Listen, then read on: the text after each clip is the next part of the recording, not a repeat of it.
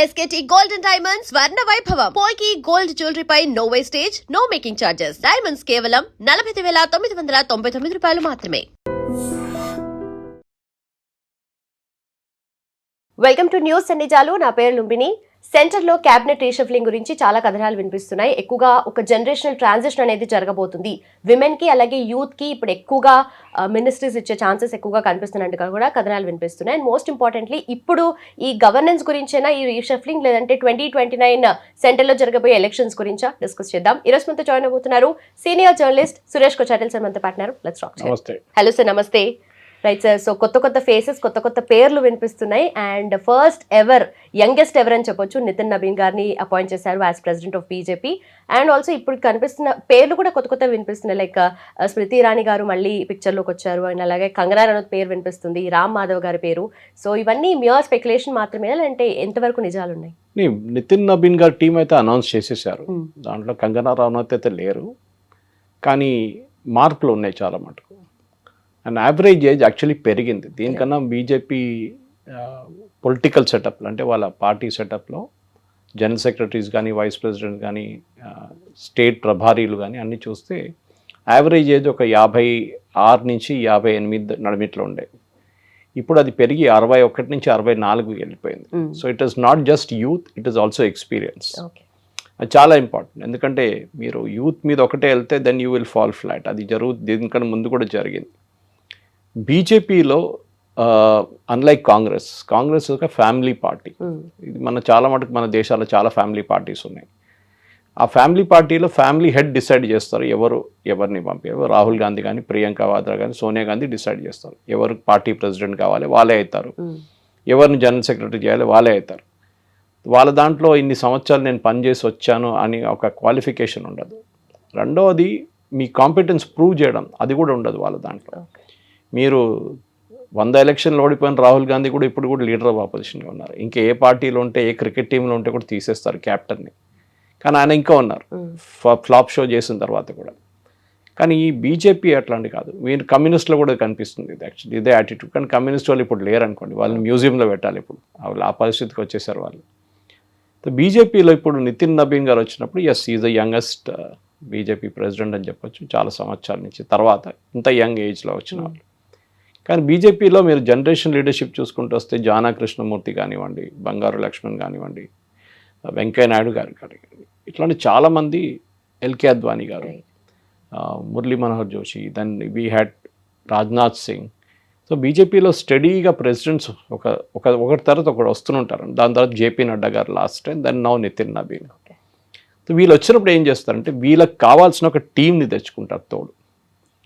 ఇప్పుడు మీరు Indian cricket team captain నాకు ఇప్పుడు గుర్తులేదు ఎవరున్నా, కానీ రోహిత్ శర్మ అనుకోండి, ముందు పాత టీంలో ఉన్నట్లని. ఆయనకు కావాల్సిన టీం మెంబర్స్ పెట్టకుండా ఎవరైనా పంపించేస్తే, ఏదో స్టేట్లో ఉన్న ప్లేయర్స్ని పంపించి వీళ్ళతో మీరు ఆడుకోండి అంటే కాదు. He has to work with the team అన్నమాట. సో నితిన్ నబీన్ గారికి ఆ టీమ్ సెలెక్షన్లో కూడా కొంతమందికి ఆయన ఛత్తీస్గఢ్ నుంచి కొంతమంది తీసుకున్నారు, ఎందుకంటే ఐ హియర్ వర్క్ దేర్ అన్నమాట. అది కాకుండా ఉత్తరప్రదేశ్ చాలా క్రూషియల్ ఎలక్షన్ అక్కడ రాబోతుంది నెక్స్ట్ ఇయర్ 2027లో. దెన్ అఫ్కోర్స్ గుజరాత్, అక్కడ కూడా ఎలక్షన్ రాబోతుంది. వెస్ట్ బెంగాల్లో జరిగింది ఎలక్షన్, ఆల్రెడీ కన్సాలిడేషన్ ఫేస్లో ఉన్నారు అక్కడ బీజేపీ. ఇదన్నీ చూసుకుంటే బీజేపీ వైపు నుంచి ఇప్పుడు తీసుకొచ్చిన ఈ మార్పుల్లో చాలా మటుకు టోటల్గా 65 మంది ఉన్నారు సెటప్లో కంప్లీట్ ఈ బీజేపీ పొలిటికల్ నేషనల్ ఎగ్జిక్యూటివ్ చెప్పారు. It is a kind of party apparatus అన్నమాట, నేషనల్ అపారటస్. దాంట్లో మీరు కొన్ని మార్పులు చూసారు. అఫ్కోర్స్ మీరు స్మృతి ఇరానీ గురించి చెప్పారు, అమిత్ మాల్వియా గారు మూవ్ అయ్యారు. సో ఇక్కడ ఏం చూస్తున్నారంటే బేసిక్లీ గ్రాస్ రూట్ ఎక్స్పీరియన్స్. మీకు ఇది ఒక పార్టీ ఎట్లాంటి వీళ్ళది ఒక భావజాలం ఆర్ఎస్ఎస్ వైపు నుంచి వస్తుంది. సో పార్టీ ప్రెసిడెంట్ తర్వాత అన్నిటికంటే పవర్ఫుల్ పోస్ట్ అనేది is the party organising secretary. Okay, B L Santosh గారు ఆయన్ని మళ్ళీ రిటైన్ చేసుకున్నారు. వీళ్ళు యూజువలీ ఆర్ఎస్ఎస్కి బీజేపీకి ఒక బ్రిడ్జ్ లాగా పనిచేస్తారు, పార్టీ ఆర్గనైజింగ్ సెక్రటరీ అన్నమాట. అది కాకుండా కొంతమందిని ఆర్ఎస్ఎస్ నుంచి డెప్యూట్ చేస్తారు, వాళ్ళు పార్టీలో పనిచేస్తారు, మళ్ళీ వెళ్ళిపోతారు. Ram Madhav is an example of that. మన దగ్గర మురళీధర్ రావు గారు ఉన్నారు దానికన్నా ముందు తెలంగాణలో. సో వాళ్ళు వస్తారు 3 సంవత్సరాలు 4 సంవత్సరాలు పనిచేస్తారు, మళ్ళీ ఆర్ఎస్ఎస్కి వెళ్ళిపోతారు వాళ్ళు. కొంతమందికి ఎక్స్టెన్షన్ ఇసుకుంటే వెళ్ళిపోతారు. బిఎల్ సంతోష్ గారు న్యాచురల్లీ హీస్ గెటింగ్ ఎక్స్టెండెడ్ ఒక 2029 దాకా బహుశా ఆయన ఉంటారు అక్కడ అదే పోస్ట్లో, ఎలక్షన్ నడిచింది. ఇప్పుడు బీజేపీ సెటప్లో పొలిటికల్ సెటప్ ఒకటి, ఓకే, గవర్నమెంట్ సెటప్ ఒకటి. గవర్నమెంట్ సెటప్లో ఇప్పుడు దాకా మార్పులు ఏమి రాలేదు. బహుశా ఈ మంత్ ఎండింగ్ దాకా ఒక క్యాబినెట్ రీషఫల్ ఉండొచ్చు అని చెప్తున్నారు. కానీ నెక్స్ట్ మంత్ బ్రిక్స్ సమిట్ ఉంది, అది చాలా పెద్ద ఈవెంట్. బ్రిక్స్ సమిట్ ఉన్నప్పుడు దాని ముందే మంత్రులు మార్చుతారా అనేది ఒక కన్ఫ్యూజన్ ఉందన్న. సో బహుశా బ్రిక్స్ సమిట్ తర్వాత కూడా ఉండొచ్చు.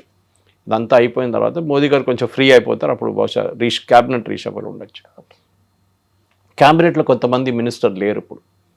For example, good example is our Dharmendra Pradhan, ఆయన రాజీనామా చేశారు. సో అడిషనల్ లోడ్ ప్రహ్లాద్ జోషికి ఇచ్చారు. కురియన్ హ్యాజ్ రిజైన్డ్, ఆయన కేరళ నుంచి ఉండే, రాజ్యసభ ఆయన ఎక్స్టెండ్ చేయలేదు. దెన్ మజిద్ ఆయన పంజాబ్ నుంచి, ఆయనది ఎక్స్టెన్షన్ కూడా ఇవ్వలేదు.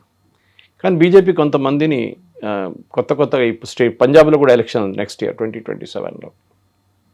అక్కడ బీజేపీకి పెద్ద స్టేక్ లేదు. అక్కడ మేజర్ ప్లేయర్స్ కాంగ్రెస్ అండ్ ఇప్పుడు ఆమ్ ఆద్మీ పార్టీ అండ్ శిరోమణి అకాలీ దళ్, వీళ్ళు ముగ్గురు పోటీ చేస్తారు. సో బీజేపీ ఏం చేశారంటే ఒక జనరేషన్ లీడర్షిప్ షిఫ్ట్ అని చెప్తే మొత్తం జనరేషన్ లీడర్షిప్ లేదు, కంప్లీట్లీ యంగ్స్టర్స్ని తీసుకొచ్చి ఇప్పుడు తేజస్వి సూర్య లేరు దీంట్లో, ఇప్పుడు కొత్త దాంట్లో సెటప్లో. నేను అనుకున్నాను బహుశా ఇంకో కొంతమంది యంగ్స్టర్స్ని తీసుకొస్తారంటే కాదు, they have taken youth with experience. Amit Malviya గురించి మాట్లాడినప్పుడు, ఎందుకంటే కాంట్రవర్సీ మొదలైనప్పుడు కూడా చాలా మటుకు సీజేపీది, నేను ఒక రోజు పొద్దున్న చేసిన ట్వీట్కి చాలా కాంట్రవర్షియల్ అయింది అది. మోదీ గారు ఎందుకు టఫ్ యాక్షన్ తీసుకుంటలేరని అడిగినప్పుడు Amit Malviya message me in the morning so Suresh ఎందుకు ఇంత అప్సెట్ అవుతున్నావు అని చెప్పేసి నేను చెప్పాను, ఇట్లా ఉంది, we should react to it అని.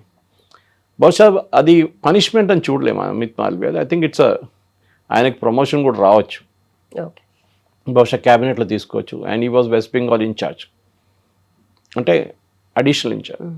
ఆయన సీనియర్గా ఉన్నారు చాలామంది, కానీ ఆయన కూడా ఆ టీంలో ఉన్నారనమాట వెస్ట్ బెంగాల్. సో వాళ్ళు వెస్ట్ బెంగాల్ గెలిచారు కదా. సో ఆయన కానీ 11 సంవత్సరాలు కూడా ఇస్ టూ లాంగ్. కొత్త ఎవరినైనా తీసుకురావాల్సి కొత్త. So Maski he's come now, Chhattisgarh నుంచి వచ్చారనమాట. ఆయన కూడా ఈ దీపక్ మస్కీ, ఆయనకి ఈ was chemistry professor and first generation leader, number cruncher అంటారు. ఆయన కాలం మటుకు నంబర్స్ తీసుకొని ఆడుకుంటారు, మన ఆల్మోస్ట్ లైక్ ప్రశాంత్ కిషోర్ లాగానే అనమాట. సో ఇది team for 2029. Okay, and this also team for UP elections, Gujarat elections and Punjab elections. Himachal Pradesh కూడా ఉంది ఎలక్షన్స్ 2027లో. అదొక సెమీఫైనల్ లాగా ఉంటుంది, దాంట్లో స్పెషలీ యూపీ. సో మనం యూజువలీ బీజేపీ లీడర్షిప్ చూసినవి ఏమవుతుందంటే పార్టీని ఒక్కొక్కసారి తొలగించిన తర్వాత వీళ్ళు ఎక్కువ మాట్లాడరు. కొంతమంది మిగతా పార్టీల్లో, మీరు కాంగ్రెస్ లాంటి అట్లాంటి పార్టీలో ఏదో బయటికి వెళ్ళేదో మాట్లాడతారు, స్టేట్మెంట్లు ఇస్తారు, కొంతమంది రాజీనామా చేస్తారు. ఇది అట్లేం లేదు ఇక్కడ. So those problems are not here. They go in see Smriti Irani, ఆమె ఫస్ట్ టైం ఎలక్షన్ గెలిచి రాహుల్ గాంధీని ఓడించారు. సెకండ్ టైం షీ లాస్ట్, మనకు తెలిసింది అది. సో ఫస్ట్ టైం ఓడిపోయింది, మళ్ళీ గెలిచింది, మళ్ళీ ఓడిపోయిన ఏం చేస్తుంది ఆమె, she went back to her serials, acting మొదలుపెట్టింది. ఆమెని ఇంటర్వ్యూస్కి లాస్ట్ ఇయర్ ఐ థింక్ 2025లో జూన్లో అక్కడ ఇంటర్వ్యూ కూడా ఇచ్చింది ఆమె ఎన్డీటీవీకి, where she spoke our political objectives, అదంతా మాట్లాడింది. కానీ ఎప్పుడూ కాన్స్పిరసీ థియరీస్ ఉంటుంది. అమిత్ షా గారు వీక్ అయిపోయారా, నిన్న సభా నక్వి వీళ్ళు మాట్లాడుతూ అమిత్ షా వీక్ అయిపోయారు, పీయూష్ గోయల్ వచ్చేసారు ట్రెజరర్గా, అక్కడ స్మృతి ఇరానీ వచ్చేసింది. అమిత్ షా గారు వీక్ కావడం ఏం లేదు, entire thing is controlled by Amit Shah, political setup. But ఇక్కడ ఎంతమంది పేర్లు వినిపిస్తున్నాయి ఇప్పుడు రీషఫ్లింగ్, అది యూజువలీ బీజేపీ వర్కింగ్ మెథడాలజీయే, అంటే సెంట్రలైజ్డ్ గా ఉంటుంది పవర్ అంతా అన్నట్టుగా కూడా మాట్లాడతారు కదా. దాన్ని సెంట్రలైజ్డ్ ఉంటుంది, దాంట్లో డౌట్ లేదు. ప్రతి స్టేట్ నుంచి రిప్రజెంటేషన్ తీసుకుంటారు. కేరళ నుంచి ఇద్దరు ఉన్నారు, Surendran and Antony. Okay, so AK aunty కొడుకు, ఓకే, హీఈస్ దేర్. ఇప్పుడు అట్లా చూసినప్పుడు మనం అడగొచ్చు, మన తెలంగాణకు ఒక్కరు కూడా లేరు కదా అని చెప్పేసి. Okay, that is a big problem అన్నమాట మన దగ్గర.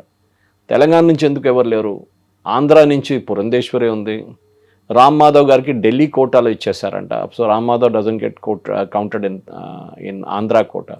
తమిళనాడు నుంచి ఉన్నారు, కర్ణాటక నుంచి ఉన్నారు సౌత్లో. సో మన దగ్గర ఎందుకు లేదని చెప్పి అడుగుతున్నారు అనమాట. సరే, ఈసారి బాగా రిప్రజెంటేషన్ సౌత్కి ఎక్కువ ఇచ్చారు, దాంట్లో డౌట్ లేదు. కానీ ఏమవుతుందంటే ఒక ఇమేజరీ అన్నమాట, తెలంగాణకి ఎందుకు రావట్లేదు. సో ఇవాళ చాలా మటుకు పొలిటికల్ డిస్కషన్ దాని మీద నడుస్తుంది. ఎందుకంటే ఇక్కడ ఎలక్షన్ లేదని చెప్పి ఇంకా సీరియస్గా తీసుకుంటలేరా, లేకుంటే ఎందుకంటే ఈ టీమ్ ఇస్ ఫర్ 2029 కదా. సో ఆబ్వియస్లీ 2029 టీం ఉన్నప్పుడు న్యాచురల్లీ వాళ్ళు చూసుకుంటారు వాళ్ళు మనకేమొస్తుందని చెప్పి. సో ఇప్పుడు చెప్పిన దాని ప్రకారం 51 of 65 office bearers are new, అంటే 65లో 57 మంది కొత్త వాళ్ళు. సో ఎంతమంది old? That's only about 51 + 10 16 14 people are old team నుంచి. దాని నుంచి 7 అది 5 సదర్న్ స్టేట్స్ నుంచి వచ్చారు, మనది కాకుండా, తెలంగాణ కాకుండా. So yes, there is lack of representation అంటే సౌత్ నుంచి ఉంది, కానీ సౌత్ అంత క్రూషియల్ కాదు ఇప్పుడు, ఎందుకంటే మన దగ్గర పెద్ద ఎలక్షన్ ఏం లేవు ఇప్పుడు. ఎలక్షన్ అంతా నార్త్లో ఉంది ఇప్పుడు, మెయిన్లీ యూపీ. సో అక్కడే స్మృతి ఇరానీ తీసుకొచ్చారు and she's been made in charge of this one. Usually vice ప్రెసిడెంట్స్కి ఎక్కువ రోల్ ఉండదు, రామ్ మాధవ్ లాంటి వాళ్ళు, కానీ వాళ్ళు ఆ పదవిలో ఉన్నప్పుడు కూడా వాళ్ళ స్టేచర్ ఉంటుంది చూడండి, అది వాళ్ళు లెవరేజ్ చేసుకుంటారు. Otherwise it's very ornamental. Vasundhara Raje ఆమె ఏం చేసుకుంటుంది, షీ కెనాట్ డూ ఎనీథింగ్, ఆమె పెద్ద పవర్ కూడా లేదు ఆమెకి. ఒక ఆర్నమెంటల్ పోస్ట్, మీరు పార్టీకి చాలా కష్టపడి పనిచేశారు చాలా సంవత్సరాలు, so you take this vice president post, అక్కడ కూర్చోండి. జనరల్ సెక్రటరీస్కి పవర్ ఉంటుంది, ఎస్, అండ్ కొంతమందిని ప్రభారీలు చేస్తారు, ప్రతి స్టేట్కి ఇన్ఛార్జ్గా చేస్తారు అన్నమాట. సో మన దగ్గర ఒక ప్రభారీ ఉంటారు బీజేపీది, నార్త్ నుంచి వస్తారు యూజువలీ. మన సౌత్ నుంచి కొంతమంది నార్త్గా ప్రభారీలు చేస్తారు, ఎందుకంటే వాళ్ళకి లోకల్ ఇన్ఫ్లుయెన్స్ ఉండకూడదు, లోకల్ పొలిటిక్స్ ఆడకూడదు అని చెప్పేసి దే గెట్ సంబడి డిఫరెంట్ అనమాట. సో దాని అడిబిట్లో పీయూష్ గోయల్ తీసుకొచ్చారు. Piyush Goyal is the treasurer and also the commerce minister. ఆయన చాలా డెలికేట్ నెగోసియేషన్ యుఎస్తో నడుస్తుంది, ట్రేడ్ డీల్. ఆ టైంలో ఆయన్ని క్యాబినెట్ నుంచి తొలగిస్తారంటే కాదు, I don't think it will happen. Treasurer అనేది ఒక ఫుల్ టైం జాబ్ కాదు. ఓకే, ఇన్ఫ్యాక్ట్ పీయూష్ గోయల్ గారు వాళ్ళ ఫాదర్ కూడా ఆల్మోస్ట్ 20 years బీజేపీ ట్రెజరర్గా ఉన్నారు. ఆయన మూవ్ అవుట్ చేసిన తర్వాతనే పీయూష్ గోయల్ వచ్చారనమాట ఆ పదవిలో.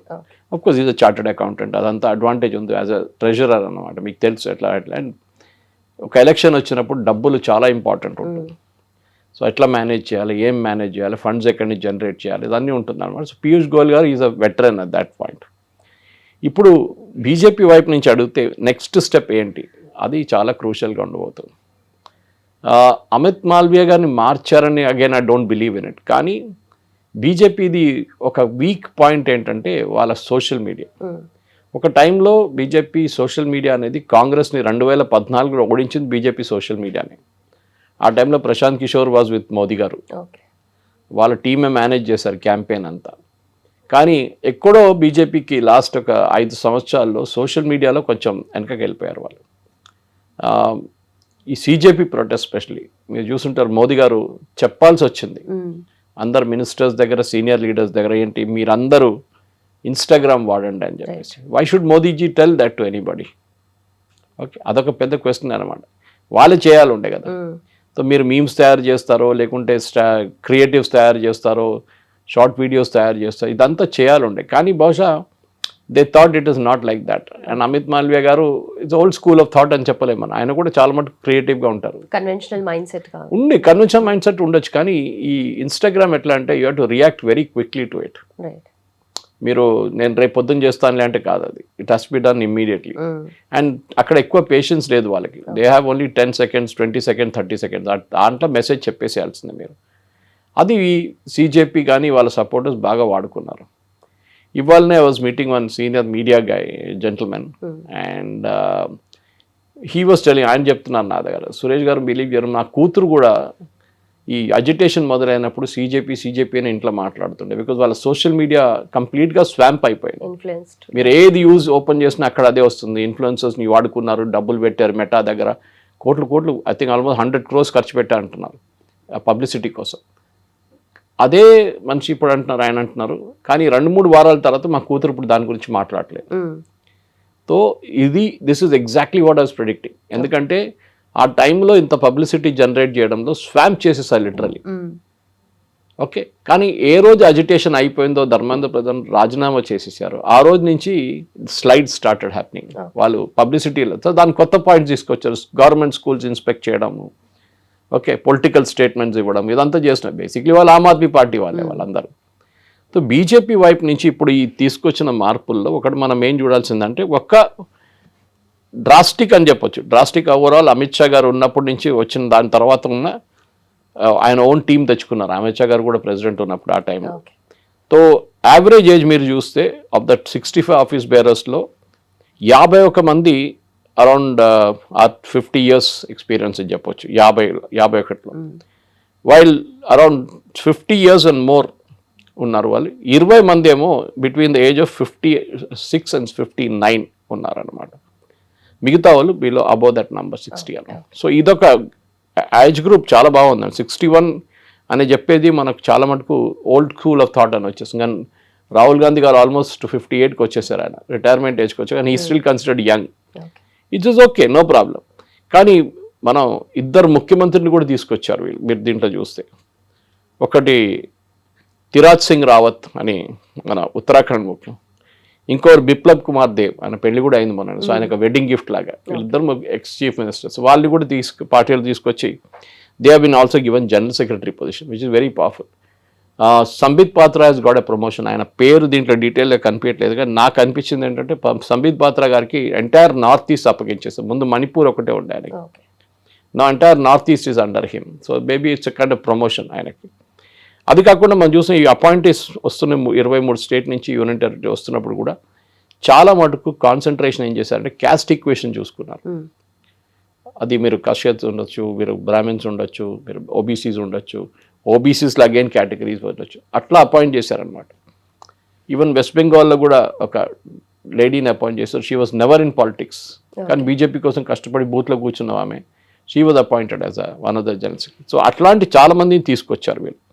సో మోదీ గారు కూడా దీని గురించి ట్వీట్ చేస్తూ అన్నారు, న్యూలీ అపాయింటెడ్ మెంబర్స్ని అందరినీ కంగ్రాచులేట్ చేస్తున్నారు. Grass root experience, organisational experience, ఇదన్నీ ఒకటేసారి తీసుకొస్తున్నప్పుడే పార్టీ పనిచేస్తుందని చెప్పేసి.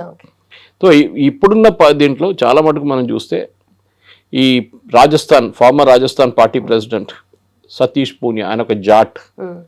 ఓకే, గజేంద్ర పటేల్ ఈ జనరల్ సెక్రటరీస్లో మాట్లాడుతున్నాను నేను. హీఈస్ ఎస్టీ కమ్యూనిటీలో ఉన్నారు ఆయన. అదే టైంలో మధ్యప్రదేశ్ నుంచి హరీష్ ద్వివేది, ఆయన యూపీ నుంచి బ్రాహ్మిన్స్.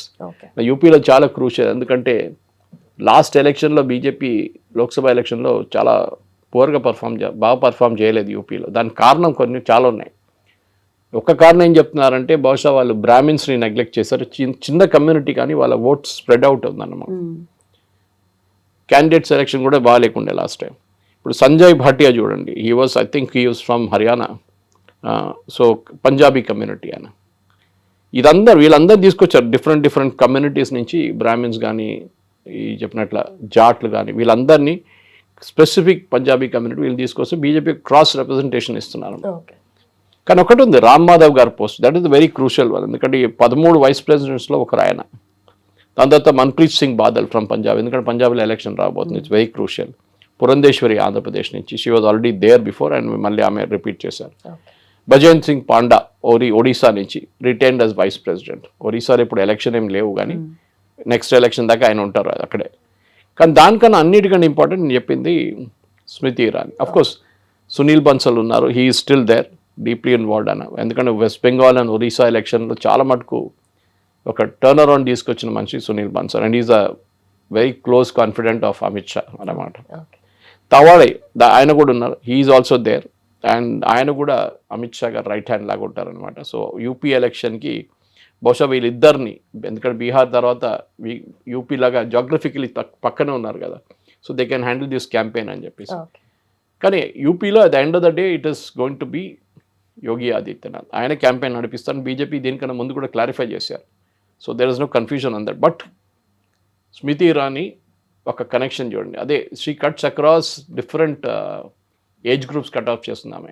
యంగ్స్టర్స్కి అపీల్ చేస్తారు ఆమె, ఉమెన్ ఫోక్కి అపీల్ చేస్తారు ఆమె, ఈవెన్ అమంగ్ ద ఎల్డర్లీ ఆమెకి అపీల్ ఉంది. సీరియల్లో యాక్ట్ చేసినప్పుడు క్యోంకి కభీ సాస్ బహూతి ఇట్లాంటి ఆ ఒక కమ్యూనికేషన్ ఆస్పెక్ట్ స్మృతి ఇరానీ దగ్గర నుంచి చాలా బాగా యూపీలో వీళ్ళు వాడుకుంటారు, దాంట్లో డౌట్ లేదు.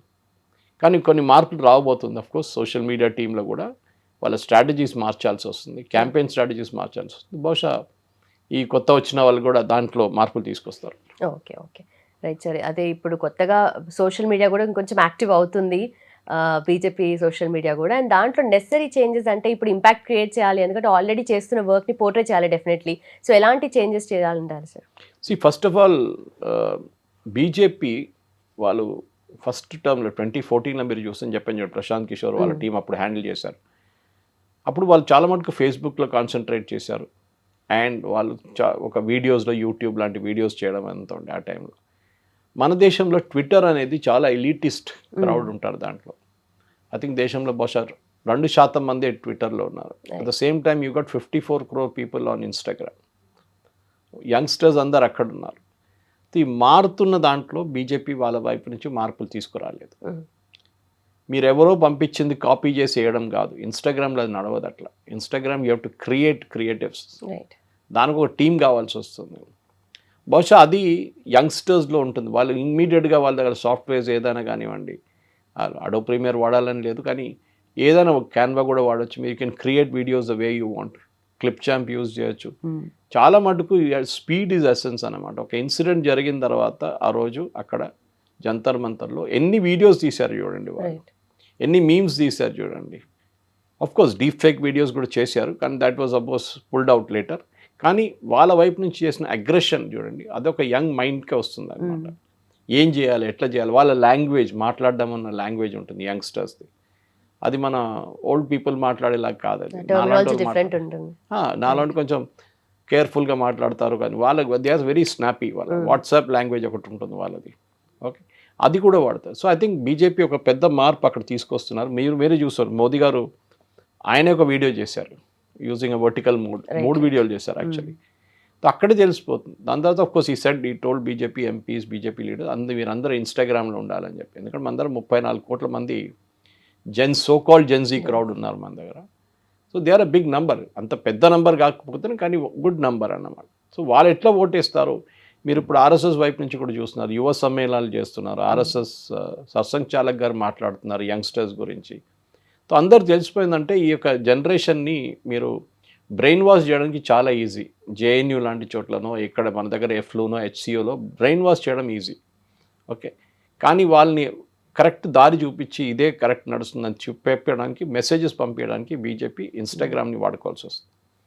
ఎందుకంటే ఇంకా 2 సంవత్సరాలు, ఇంకా 2028 రాగానే అబౌట్ ఒక సంవత్సరం ముందే మే 2028 నుంచి ఎలక్షన్ ఫీవర్ క్యాచ్ అవుతుంది.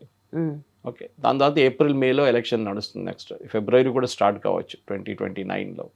సో బీజేపీ వాళ్ళ వైపు నుంచే ప్రిపరేషన్స్ చేసుకోవాల్సి వస్తుంది చాలా మటుకు. అది మనం తెలంగాణలో కూడా చూస్తున్నాం. తెలంగాణలో ఇప్పుడు ఈ ఓటర్ లిస్టు జాబితాలో చాలామందిని తీసేశారు. 73 లక్షలు అంటున్నారు, మళ్ళీ ఇంకొక 60 లక్షలు అంటున్నారు. ఏం మార్పు వస్తుంది దాంతో? వెస్ట్ బెంగాల్లో జరిగినట్టు మార్పు ఇక్కడ వస్తుందా? జిహెచ్ఎంసీ ఎలక్షన్స్ మీద ఇంపాక్ట్ ఉంటుందా? లేకుంటే బీజేపీ వాళ్ళ దగ్గర ఆల్రెడీ సెంట్రల్ లీడర్షిప్ చెప్పారు, you concentrate on local issues, మీరు బీఆర్ఎస్ ఎంట వాడండి, వాళ్ళని ఫస్ట్ ఫినిష్ చేయండి అని చెప్పి. సో బీజేపీ మార్పు స్ట్రాటజీ కూడా రావచ్చు. కానీ అన్నిటికంటే పెద్ద I think the mother of all battles అంటారు చూడండి, అది యూపీలో ఉంది. అది జరగాల్సింది. కానీ వీళ్ళ ఎక్స్పర్టీస్, వీళ్ళందరూ, అది తావడే గారు ఉండొచ్చు, సునీల్ బన్సల్ ఉండొచ్చు, they are hard core experts. Election అంటే బీజేపీ మిషనరీ చూడాల్సిందే. రాజీవ్ సర్దేశాయ్ ఒకసారి ఒక బుక్ రాశారు చాలా సంవత్సరాలు, ఐ థింక్ 10 years ఆల్మోస్ట్ నా, అబౌట్ బీజేపీస్ వార్ మిషనరీ. ఒక యుద్ధానికి వెళ్తున్నట్లు వెళ్తారు వాళ్ళు మొత్తం ప్రిపరేషన్తో. తో మీరు అడగవచ్చు, మొన్న జరిగిన బీహార్ ఎలక్షన్లో బాంకీపూర్లో ఎట్లా ఓడిపోయారని. అది దాని రీజన్స్ కూడా మనం అనలైజ్ చేశాం. ఒకటి, Prashant Kishore perform very well, దాంట్లో డౌట్ లేదు. కాంగ్రెస్కి వెళ్ళలేదు ఓటు, అంటే అక్కడ కాంగ్రెస్ పోటీ చేయలేదు, ఆర్జేడీ పోటీ చేయలేదు. ఆర్జేడీ 3rd పొజిషన్లో వచ్చారు.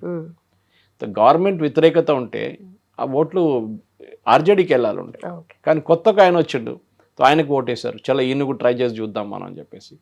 And he was speaking their language. And ఇంకోటి అన్నిటికంటే ఇంపార్టెంట్, క్యాంపెయిన్ 5 నెలల ముందే మొదలు పెట్టాడు.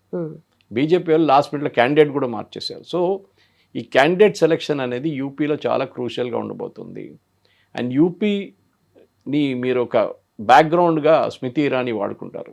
Sir father is a Punjabi, అమ్మగారు ఏమో బెంగాలీ, అండ్ ఈమె 2 లాంగ్వేజ్ చాలా ఫ్లూయెంట్గా మాట్లాడుతుంది.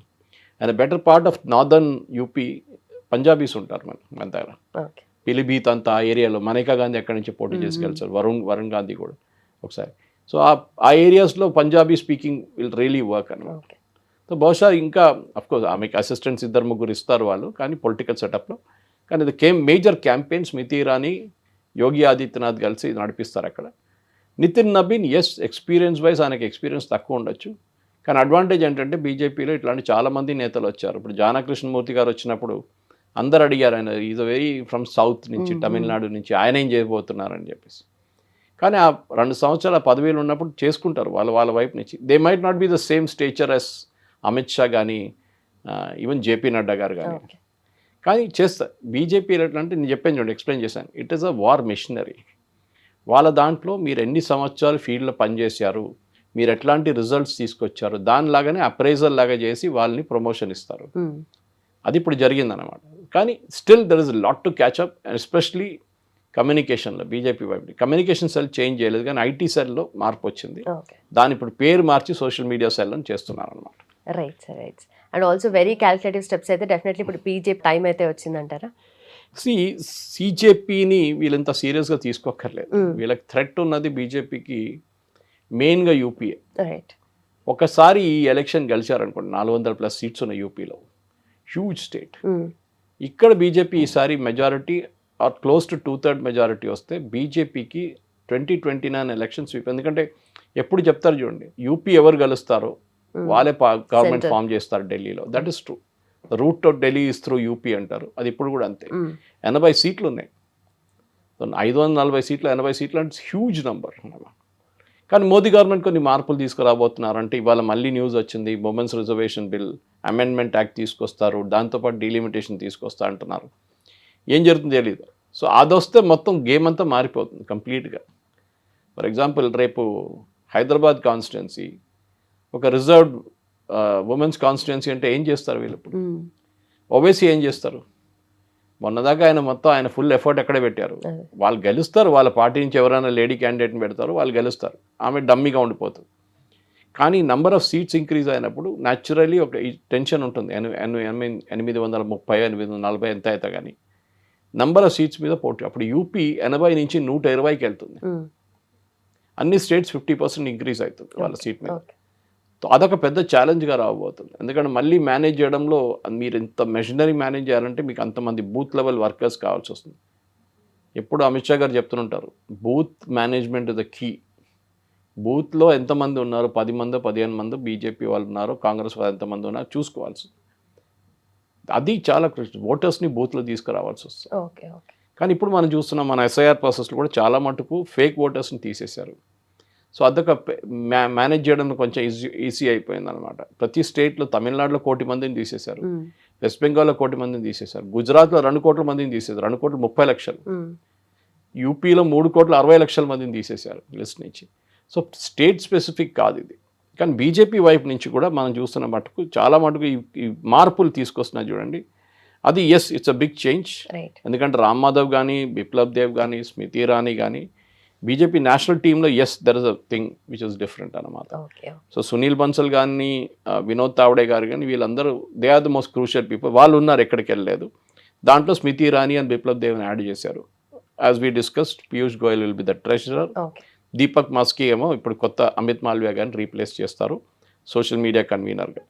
సో ఓవరాల్ చూస్తే కానీ మొత్తం హోల్సేల్ మార్పు వచ్చిందా అంటే లేదు. కొన్ని కండిషన్స్తో చేశారు వాళ్ళు. ఎక్స్పీరియన్స్ ప్లస్ యూత్ 2 తీసుకొచ్చారు. At the same time BJP ఇప్పుడు స్టేట్ లెవెల్కి వెళ్ళినప్పుడు అక్కడ ఇంకా మార్పులు రాబోతుంది. ఈ స్టేట్ లెవెల్లో కూడా ఇదే మార్పులు స్టేట్ లెవెల్ కనిపిస్తుంది మీకు ఇప్పుడు.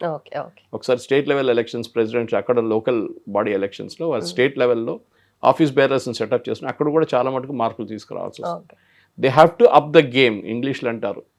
మీ గేమ్ మార్చాల్సింది. ఎందుకంటే communication is the most crucial. ఇప్పుడు ఎవ్వరు కానీ మొబైల్లో ఉంటారు అందరూ.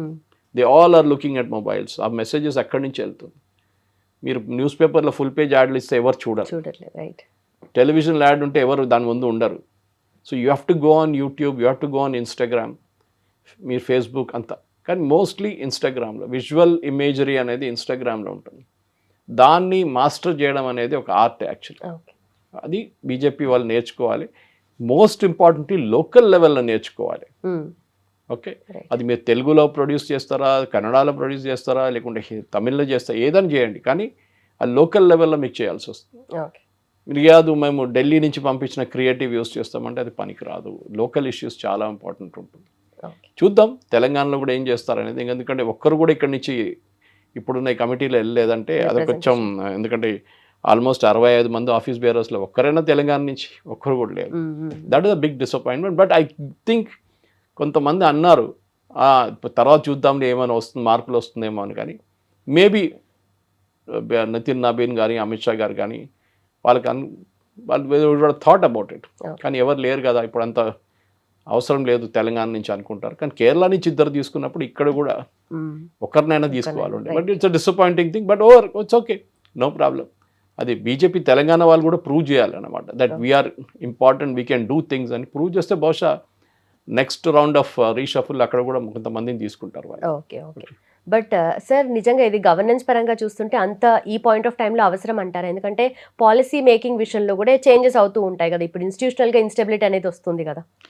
గవర్నమెంట్ వైపు మార్పులు వస్తుంది. కానీ మీరు ఒక ఫైనాన్స్ మినిస్టర్ని ఎవ్రీ 2 years చేంజ్ చేస్తే స్టెబిలిటీ ఉండదు. మీరు ఒక కామర్స్ మినిస్టర్ని 3 సంవత్సరాలు మార్చితే స్టెబిలిటీ ఉండదు. మోదీ గారికి ఆయన టీం మీద కాన్ఫిడెన్స్ ఉంది. అది చాలా important. They are all delivering it. At least the crucial ministries are all working. అది నిర్మలా సీతారామన్ గారు ఉండొచ్చు, రాజ్నాథ్ సింగ్ గారు ఉండొచ్చు, ఫారిన్ మినిస్టర్ జయశంకర్ గారు ఉండొచ్చు, ఓకే, పీయూష్ గోయల్ గారు కామర్స్ మినిస్టర్గా ఉండొచ్చు. చాలా departments they are working full fledge. In fact అన్నిటికంటే టఫ్ ఐ థింక్ అక్కడే ఒక 3 మినిస్టర్స్ కొత్తగా తీసుకురావాల్సి వస్తుంది. అశ్విని వైష్ణవ్ గారి department, information technology, communication separate, అదే that is Doordarshan and all the other bodies, okay, communication broadcasting అదొకటి. Then third is railways. ఇది ఫుల్ ఫ్లెజ్ జాబ్. 3 మినిస్ట్రీలు ఒక మినిస్టర్ చూసుకుంటున్నారు. I think that has be split.